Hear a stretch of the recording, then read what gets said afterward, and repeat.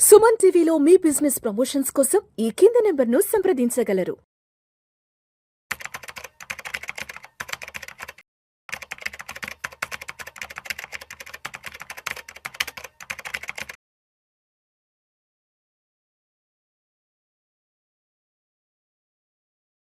అనిల్ గారు నమస్తే సార్. నమస్తే అండి. అనిల్ గారు, చూసాం కదా ఇవాళ తమిళనాడు రాజకీయాల్లో సువర్ణాక్షరాలతో లిఖించదగ్గ రోజు. ఎందుకంటే రెండు అతిపెద్ద రాజకీయ పార్టీలను ఢీకొట్టి విజయ్ టీవీకే పార్టీని స్థాపించి ముఖ్యమంత్రి పదవిని అధిష్ఠించబోతున్నాడు కదా. మరి ఇక్కడ మరీ ముఖ్యంగా అంటే విజయ్ విషయానికి వస్తే విజయ్ నేపథ్యం కూడా ఎక్కడ రాజకీయ నేపథ్యం ఉన్నటువంటి కుటుంబం కాదు, కేవలం సినిమా నేపథ్యం ఉన్న కుటుంబం కదా. మరి ఇక్కడ అంత పెద్ద పార్టీలను ఇక్కడ తాను ఢీకొని ఇవాళ ఎన్నికల్లో ఒక్కడిగా మగాడిగా గెలవడానికి ఎటువంటి కారణాలు ఇక్కడ దోహదపడ్డాయి విజయ్కి? అసలు చాలా ఇంపార్టెంట్ యాక్చువల్లీ ఏంటంటే విజయ్ ఒక రకంగా చెప్పాలంటే మంచి అదృష్టవంతుడు and right person, right place, right time అన్నీ కూడా కలిసి వచ్చాయి. Very rarely that happens. అందుకోసమే కమల్ కానీ రజనీకాంత్ గారు ఎన్నిసార్లు ట్రై చేసినా వాళ్ళకు తెలిసిపోయింది అది కరెక్ట్ టైం కాదని, ఆరు కరెక్ట్ ప్లేస్లో లేమని వదిలేశారు. బట్ విజయ్కి మాత్రం అన్నీ కలిసి రావడానికి ఒక 5-6 కారణాలు, చాలా ఇంపార్టెంట్ కారణాలు గెలవడానికి. ఒక్కటి కాదు, తన స్టార్డమ్ ఎలాగో తెలుసు. దాంతోపాటు వన్ మేజర్ థింగ్ ఏంటంటే 10 సంవత్సరాల పాలన, డిఎంకే పాలన అనేది చాలా ఫాస్ట్ ఏదైతే పెరిగిపోయింది, యాంటీ ఇన్కంబెన్సీ అనేది చాలా పెరిగిపోయింది. That is the one major reason. అందరూ డిఎంకే లీడర్లు, అందరూ కరప్షన్, అందరూ కేసెస్, చాలామంది మినిస్టర్లు జైల్లోకి వెళ్ళొచ్చారు. సో అది one of the major reason. Second వచ్చేసి ఏఐఏడిఎంకే ఆల్టర్నేటివ్గా తను సెట్ చేసుకోవడం అనేది ఫెయిల్ అయిపోయింది. వాళ్ళ ఇంటర్నల్గా పార్టీ బ్రేక్ అవ్వడం కానీ, దాంట్లో కూడా 3-4 ఫ్రాక్షన్స్ అవ్వడము, ఆ తర్వాత మళ్ళీ కలవడము. సో ఇవన్నీ ప్రాసెస్లో ఏదైతుందో ఏఐడిఎంకే ఒక ఆల్టర్నేటివ్ పార్టీ డిఎంకేను ఎదుర్కోవడానికి అనేది దే డోంట్ ఒక రీజన్ కూడా లేకుండింది, ఒక కారణం లేకుండింది. దే నెవర్ ప్రొజెక్షన్ అనేది కాలేదు. అంటే 2016లో జయలలిత గారు కాలం చేశాక ఇంకా అక్కడితో పోయింది ఆ పార్టీకి ఆ చరిష్మా. అన్నాడీఎంకేకి జయలలిత గారితోనే అయిపోయింది. ప్రజల్లో నమ్మకం కూడా పోయింది. తర్వాత శశికళ రావడం, హడావిడి చేయడం, ఇదంతా కూడా నమ్మకం పోయింది. తర్వాత ఇంకొకటి ఏంటంటే youth aspiration or youth wave ఏదైతే ఉందో, నియర్లీ 12.5 లక్షల ఫస్ట్ టైం ఓటర్స్ కొత్తగా తమిళనాడులో ఈ 5 yearsలో యాడ్ అయ్యారు. సో 12.5 లక్షల కొత్త ఓటర్లు. దాంతో ఎవరైతే అందరూ విజయ్ సినిమాలు, బ్లాక్ బస్టర్ సినిమాలు లాస్ట్ 10-15 సంవత్సరాల నుంచి చూసి పెరిగిన వాళ్ళు, అట్లాగే టీవీకేకున్న న్యాచురల్ ఫ్యాన్ బేస్ కానివ్వండి అండ్ యూత్ పాపులేషన్, దీనికి ఉన్న ఆస్పిరేషన్ అనేది పక్క టీవీకే కలిసి వచ్చింది. మీరు ఎక్కడ పోయి ఒక కాలేజ్ స్టూడెంట్ ఆర్ 20-21 జాబ్ హోల్డర్ని చేస్తే మీరు ఎవరికి ఓటేస్తున్నారంటే టీవీకే అని చెప్పారు. ఎందుకంటే ఇప్పుడున్న ద్రవిడ పార్టీల మీద రెండింటి మీద ఆశపోయింది. సో ఆల్టర్నేటివ్ కావాల్సి వచ్చింది యూత్కి. అది విజయ్ రూపంలో ఒక ఆల్టర్నేట్ అనేది కనబడింది. థర్డ్ వచ్చేసి compulsory women were decisive block. ఎవరు ఒప్పుకోకపోయినా అటు బెంగాల్తో పాటు తమిళనాడులో కూడా ఉమెన్స్ సెక్యూరిటీ అనేది మేజర్ ఇష్యూ. ఇటు డిఎంకే అది అడ్రస్ చేయలేకపోయింది, దాన్ని కనిపెట్టలేకపోయింది. దాన్ని ఒక ఇష్యూగా తను తీసుకొని ఉమెన్ ఓటర్లని మేము మారుస్తాము, శాంతి భద్రతలు పెంచుతాము, మీకు ఇబ్బంది కాదు అని చెప్పలేకపోయింది. ఆ లెక్కన చూసుకుంటే మాత్రం 2.89 crores ఓటర్స్ ఉన్నారు ఉమెన్. వాళ్ళ దాంట్లో వాళ్ళకి ఇచ్చిన ప్రామిసెస్ 2,500 per month ఇస్తా అన్నాడు ప్రతి ఆడవాళ్ళకి. సో అక్కడే దేవర్ బోల్డ్ అవుట్. చాలామంది ఉమెన్ ఎవరైతే అన్డిసైడెడ్ ఉన్నారో, ఎవరికైతే సెంట్రిస్ట్ భావాలు ఉంటే వాళ్ళందరూ కూడా విజయ్కి ఓటేశారు. అండ్ రికార్డ్ టర్న్ఓవర్, ఇంకోటి అది కూడా జరిగింది. కొత్త ఓటర్స్తో పాటు ఫస్ట్ టైము ఈ ఎలక్షన్లో 85.1% తమిళనాడులో ఓట్లు పడ్డాయి. ఇది highest ever for assembly elections. So nearly last elections కన్నా 5.5% ఓట్లు ఎక్కువగా పడ్డాయి. అంటే తటస్థ ఓటర్లు కూడా ఎవరైతే ఓట్ల మీద నమ్మకం లేదో వాళ్ళు కూడా వచ్చారు. సో ఆ అడ్వాంటేజ్ కూడా విజయ్కి కలిసింది. అండ్ ఆబ్వియస్లీ అన్నిటికన్నా ఇంపార్టెంట్ సెలబ్రిటీ ఫ్యాక్టర్. తను అది విజయ్ ఇప్పుడు రీసెంట్గా తానే అందరికన్నా పెద్ద స్టార్ అయిపోయాడు. వాళ్ళిద్దరు పెద్దవాళ్ళు అయిపోయారు, అటు కమల్ హాసన్ కానీ రజనీకాంత్ గారు కానీ. సో వాళ్ళ తర్వాత అటువంటి ఫ్యాన్ బేస్ ఉన్న హీరో విజయ్. సో తను ఆ ఆల్టర్నేట్గా తను వాడుకున్నాడు. స్టూడెంట్స్ కానీ, దళిత్స్ కానీ, క్రిస్టియన్స్ కానీ, తనకున్న సినిమాల ద్వారా కొంచెం మోర్ న్యూట్రల్ దో అని ఒక కాకుండా అందరూ కూడా తనవాడు అనుకునే రకంగా ప్రొజెక్షన్ అనేది చాలా స్ట్రాంగ్గా జరిగింది. ఎంజీఆర్ తర్వాత అంత ఎక్కువగా ఏమంటారు మ్యాస్ ఫ్యాన్ ఫాలోయింగ్ చేయడం మాత్రం తన వల్లే అయింది. And that thing captured in the votes. తర్వాత ఇంకొకటి ఏంటంటే ఐడియాలజీ ఏం చేశాడంటే మసాలా కలిపేశాడు అందరిది. ఎటువంటి ఒక్క ఐడియా తీసుకోలేదు. ఎగ్జిస్టింగ్ అటు ద్రవిడ ఐడియాలజీని తిట్టలేదు, అంబేద్కర్ ఐడియాలజీని తిట్టలేదు, ఇటు పెరియార్ని, కామరాజ్ని, ఎవరిని ఏం లేదు, అన్నీ కలిపేసేసాడు. సో ఏంటంటే అదే చెప్పాను, సెంట్రిస్ట్ అనే ఇమేజ్ తను ప్రొజెక్షన్ చేశాడు. నేను ఎవరి వారిని కాదు అందరి వారిని అని చెప్పడం. సో అటు సోషల్ జస్టిస్ అనేది పెరియార్ మాట, వాళ్ళని అడ్రస్ చేశాడు. ఇటు యాంటీ కాస్ట్ అనేది అంబేద్కర్ గారి దాన్ని అడ్రస్ చేశాడు. ఇటు నిజాయితీతో కూడిన డెవలప్మెంట్ అనేది కామరాజ్ నాడార్ ఆయన యొక్కది కూడా కలిపేశాడు. మూడు కలిపేసేసరికి ఏమైందంటే అరే ఇదొక మనం చాలా ద్రవిడ పార్టీలను చాలా సంవత్సరాలు చూసాం. సో నేషనల్ పార్టీ అయిన కాంగ్రెస్ను చూసాము. సో ఇప్పుడు ఒక్కసారి ఒక కొత్త వాళ్ళకు ఒక్కసారి అవకాశం ఇద్దామని చెప్పి ఈ విజయ్కి కూడా అవకాశం ఇచ్చారు అనేది మాత్రం నిజం. అండ్ లాస్ట్ ఇంపార్టెంట్ థింగ్ ఏంటంటే డిఎంకే అయితే ఎక్కడెక్కడ స్ట్రాంగ్గా ఉందో అక్కడ వీళ్ళు బ్రేక్ చేయగలిగారు.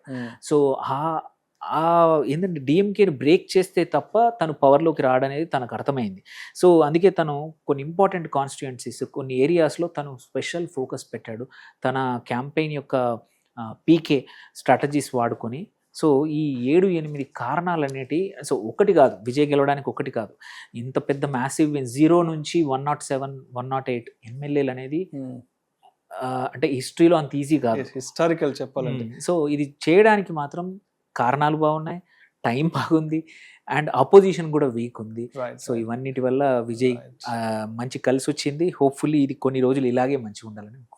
ఎస్, ఇవాళ టీవీకే పార్టీ గెలుపు, విజయ్ పార్టీ గెలుపు ఏదైతే ఉందో, ఎస్ ఈ గెలుపు ఇక నుంచి రాబోయే రోజుల్లో ఇతర రాష్ట్రాల్లో కొత్త పార్టీల ఆవిర్భావానికి ఇది ఇన్స్పిరేషన్ కాబోతుంది అంటారా? తప్పకుండా. అంటే ఎవరైతే ఒక పార్టీని, ఎందుకంటే ఫెయిల్యూర్స్ చాలా ఉన్నాయి. ఎగ్జాంపుల్ మనం బీహార్లో ప్రశాంత్ కిషోర్ తన సొంత పార్టీ పెట్టుకున్నాడు, జన్సురాజ్ పార్టీ అని. అది పెట్టేసేసి ఫుల్ ప్రయత్నం చేశాడు, బట్ ఈ కుడ్ నెవర్ సక్సీడ్.